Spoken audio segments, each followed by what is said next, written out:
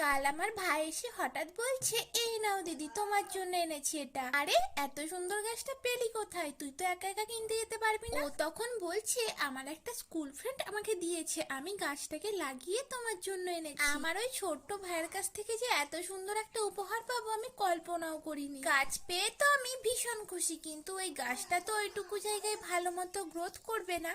তাই গাছটাকে একটু বড় জায়গায় লাগাবো বলে ওই মালসার থেকে একটু বড় সাইজের একটা মালসা নিয়ে নিয়েছি। তারপর মালসার নিচের দিকটা ছিদ্র করে মাটি ভরে নিয়েছি। তারপর গাছটাকে আগের জায়গা থেকে খুব সাবধানে তুলে নিচ্ছি।